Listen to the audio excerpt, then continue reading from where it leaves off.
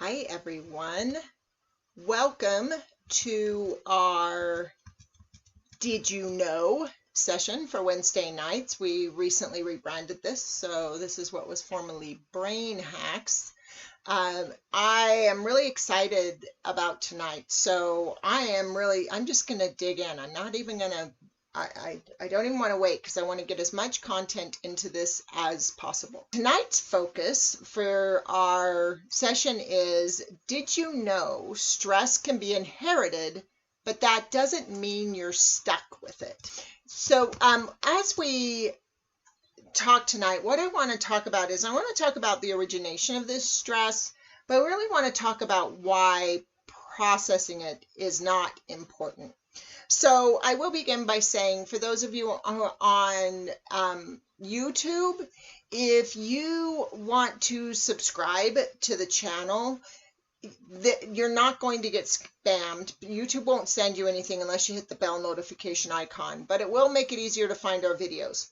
Also, last time I looked, we had 85 people on the channel. When we reach 100, I get to name the channel, which will make us even that much easier to find. So go ahead and subscribe if you're willing, or if you know somebody that you think would like this information, like this live information on the brain as well as on meditation practices. I appreciate everyone that wants to participate, and I just wanted to put that out there. So we're so close, and I am really excited about that. So in this topic, what we really want to know, what we really want to look at when we're looking at this is the fact that let's start with the way the brain develops. This is really important information in understanding who we are, and it is a bit shocking and disconcerting at first, but it really opens a door for us to become more and actually have a more profound effect on our experience than if we are approaching it from a way that's inaccurate to how the brain works.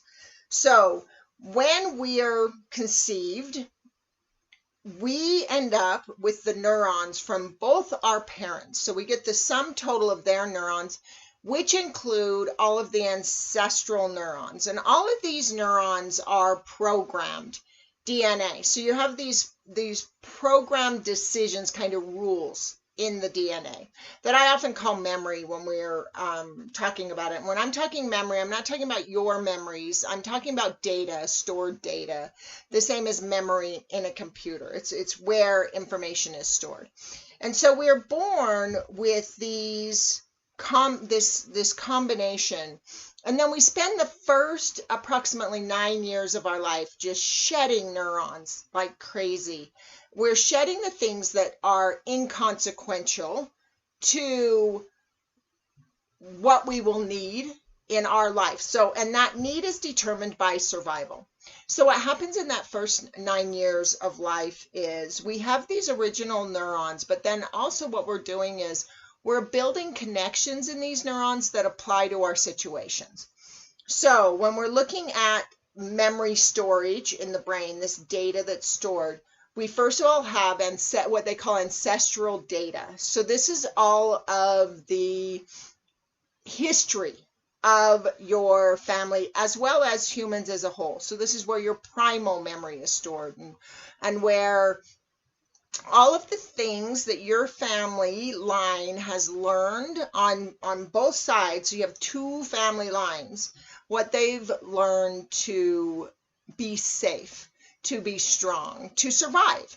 And it's worked because the family line still exists. So obviously the survival has worked. Now, in this experience, we then take those first 9 years of life and we take all of that known data and we make connections, unique connections to our experience. And so throughout the course of our life, we do modify the data according to the decisions of how to link those neurons. Finally, we have environmental influencers. And so we have this ancestral data, we have personal experience data, and then we have environmental data. So our brain is always measuring the environment around us. It's measuring not just the sensory information you think of. I mean, it's measuring what it sees, it's measuring what it hears, what it smells, what it tastes, and what the skin, the feeling body interprets, what it's measuring from temperature and texture. It's also measuring things like barometric pressure, or if you're in an environment with certain people, it's measuring their mood and measuring their state of consciousness. A lot of people that, for example, that call themselves empathic understand this. This is why being empathic is so dangerous, is because we're living and we're subject to these external stressors, to these external conditions. And so this is what we have that becomes what the brain decides is the best way to approach life and remain safe. So what I want to focus on this week is this concept of ancestral data, because I do cover a lot in my sessions, this concept of primal mechanisms versus advanced brain function. Because as we advance, as we're changing, especially over the last 30 or 40 years, we're making this shift where the primal functions don't work anymore, right? I talk about this all the time, that strength in numbers, or survival of the fittest, or safety through familiarity, that these don't work, because with over 7.5 billion people on the planet, we can't predict or control those conditions anymore. We can't be like other primates where we always stay within the same tribe, and we can't control external conditions, and we can't predict. We can be really strong in something, we can be in a really strong industry, and then all of a sudden something new can be invented and that industry can crash after we've spent decades of our lives mastering it. And so all these things affect us. COVID is a good example of this. There's this situation that none of us expected that's caught us off guard. And so everyone in a primal mechanism is experiencing low-level stress. Now, with the advanced mechanism, these change, but we need to understand that even if we're advancing brain function, and even if we operate from something like safety and adaptability rather than safety and familiarity, we still adopted our neural kind of baseline from our family of origin. And that family of origin likely existed in primal mechanisms as well. So we as a species have existed in these mechanisms as long as we've been a species. And now there's a change. And so it's just going to take time for that change to happen. Nature and the changes in nature don't happen instantaneously. If you watch the way nature moves, it's very slow and very meticulous, and one season at a time. Like you can go through old areas of the forest or even old neighborhoods and find these old amazing trees, and you're not going to get that tree overnight. It's each season that tree is expanding into a bigger, stronger version of what it was the year before. And so this is what is happening with our species, is that we're adapting to having such high population and living on this fast track that we've developed over the past you could say about 70 years. And so as soon as technology and the ability to connect with other cultures and other cultures and observe other species in a broad way, with that, we've been able to we making these constant shifts, and they're rapid shifts. And so this part of the brain, we're going to talk more about shrinking the amygdala next week, but this part of the brain, the amygdala, is programmed to operate according to the way for your ancestors. Now, even if it's just the most recent family, if there were any stressors, so that one of the things I want to talk about with this, because we're talking about adopting from ancestors, is caste systems. Now, we tend not to think about them necessarily unless we're caught in one. And so it's not as prevalent a conversation in this country as it is in others, but it is a conversation we have. We always talk about the upper class and the lower class and the middle class, but we categorize those by income levels. In other countries, they can be categorized by family name, that you can only rise above a certain level in society if you are part of a specific family name. Here, it has more to do with status in society, but we still feel it.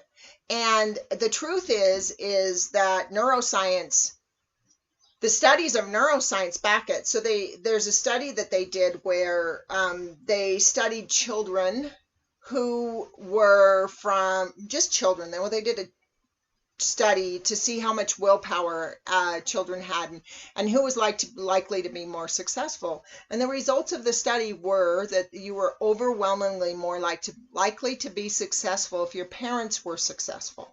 Now, what we consider success can vary, but we tend to have faith in our ability based off of the neurons we adopt.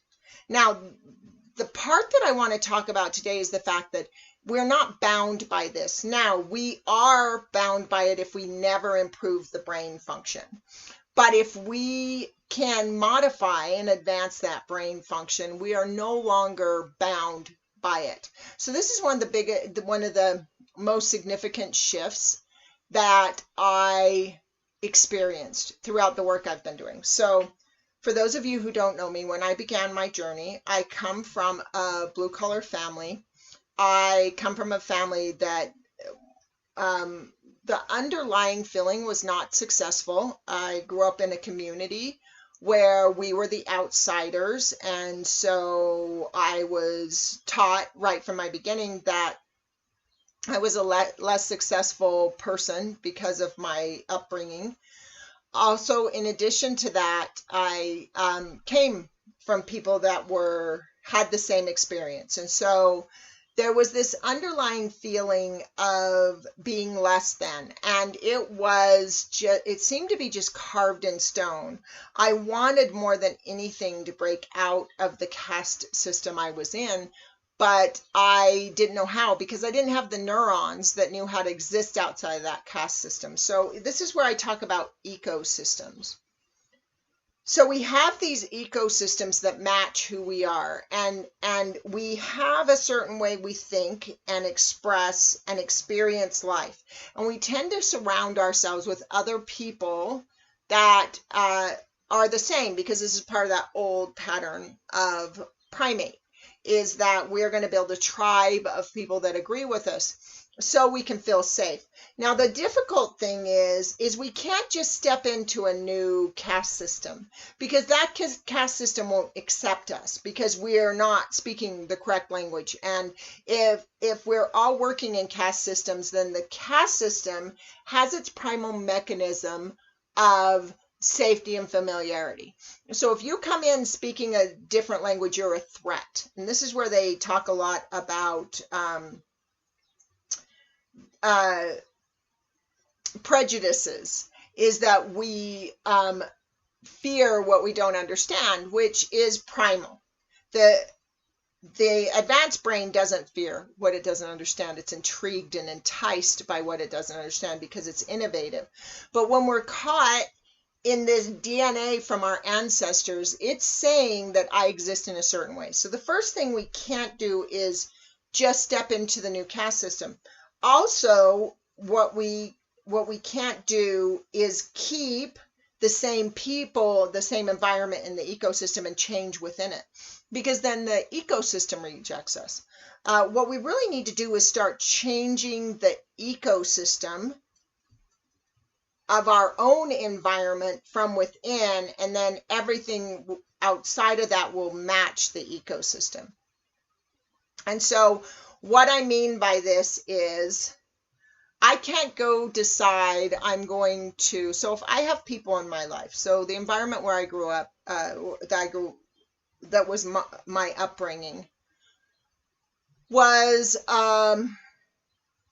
kind of the partying crowd. There was a lot of criminal behavior, a lot of violence and abuses across the board.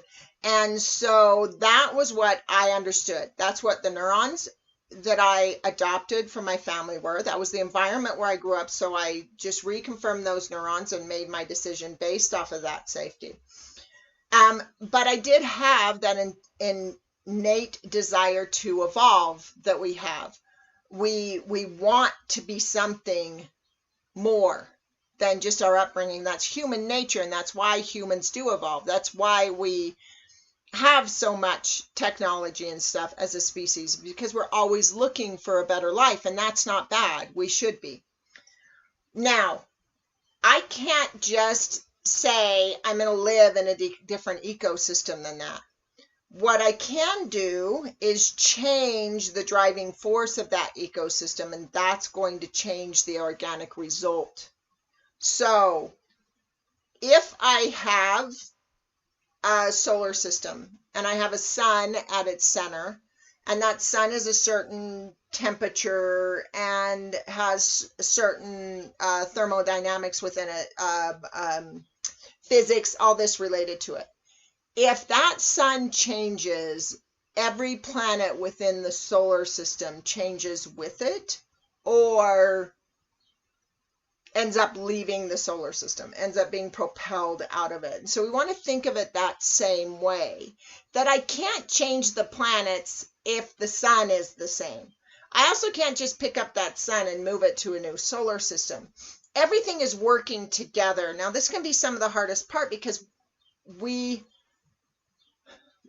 it can be difficult to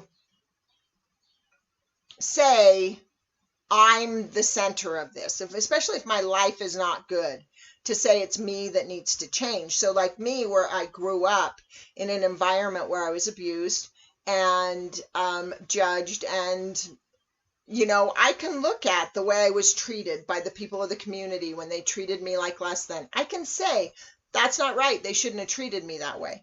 I can say it wasn't right that I was abused, it wasn't right that I was raised in this environment that was inappropriate for children. All of that is true, but if I put my focus on that, I'm powerless, because I can't change that history.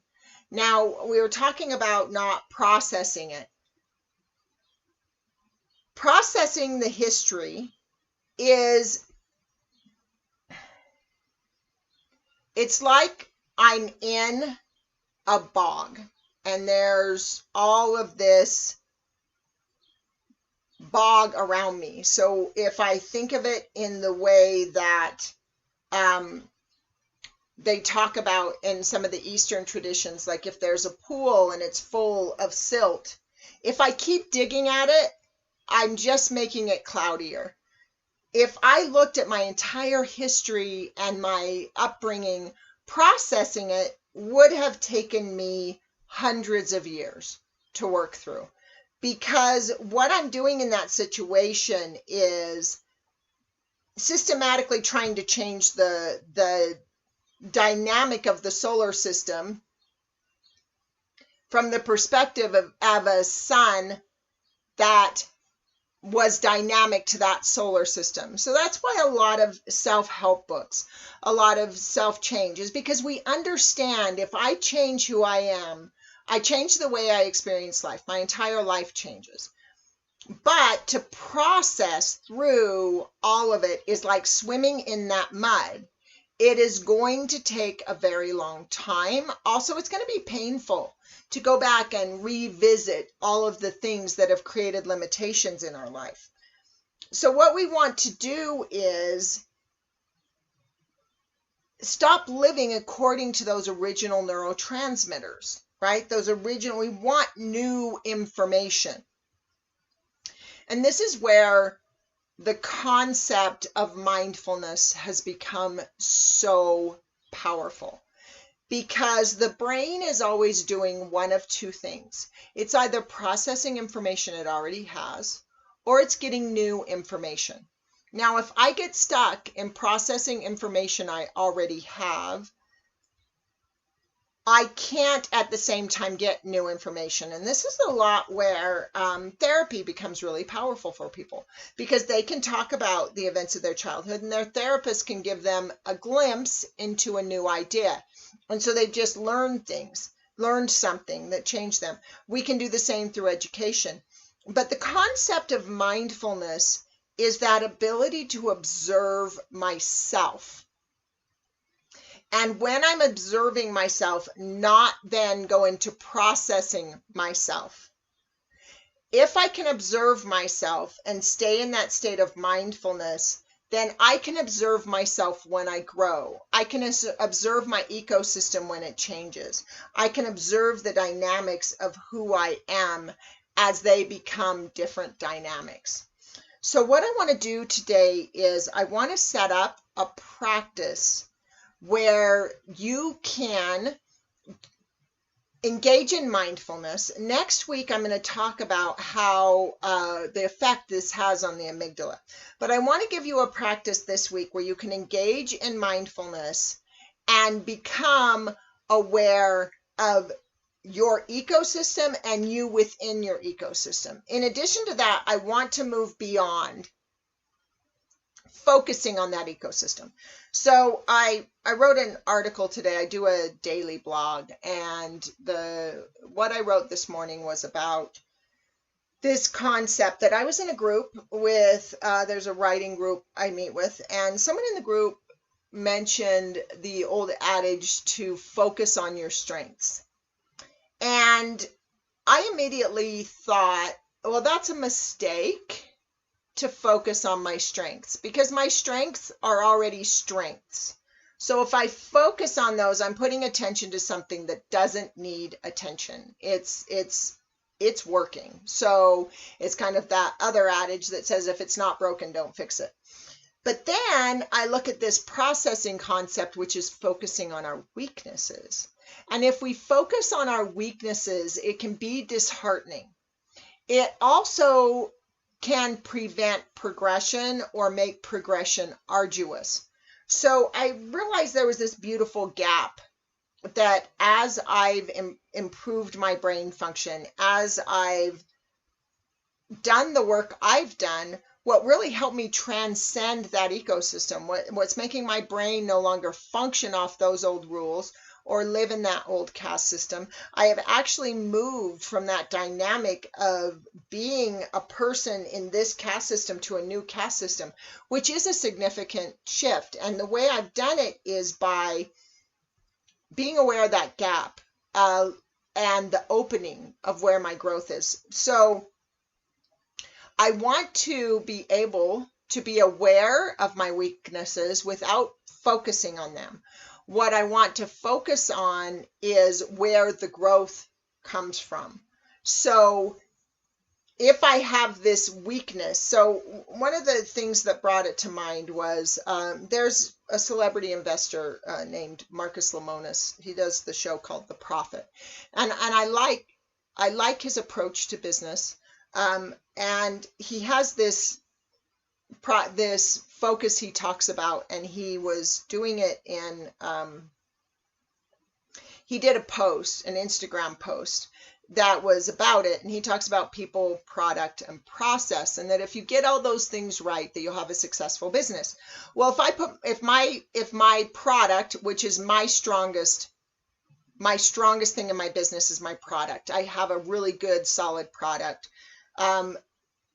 Really strong. I'm actually so I'm starting clinical trials. So I've given it to a neuroscientist and asked him to disprove my theory, because that's how you begin a scientific study. And his responses back are really solid so far. He likes the premise and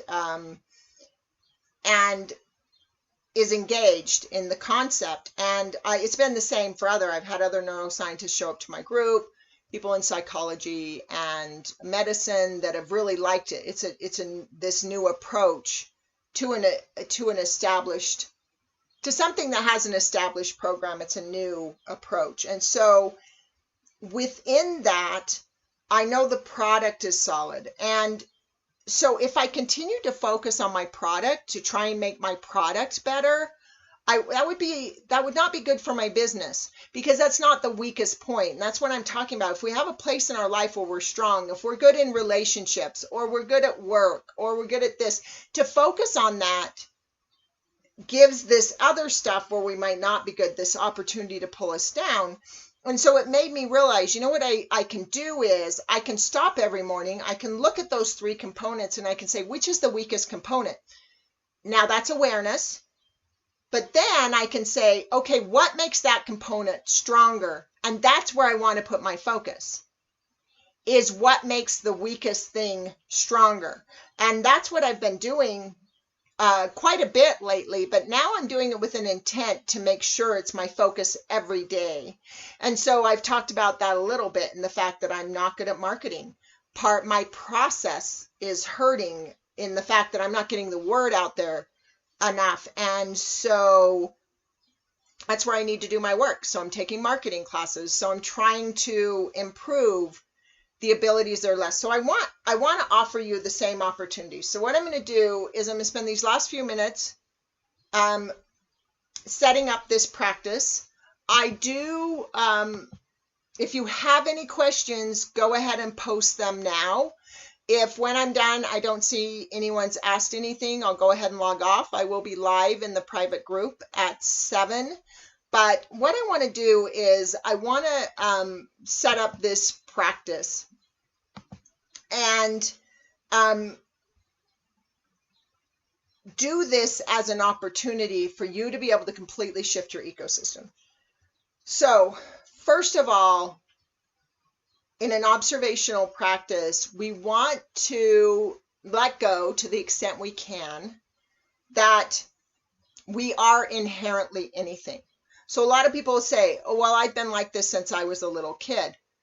Well, the truth is, when you were a little kid, you were operating off neurons that were adopted.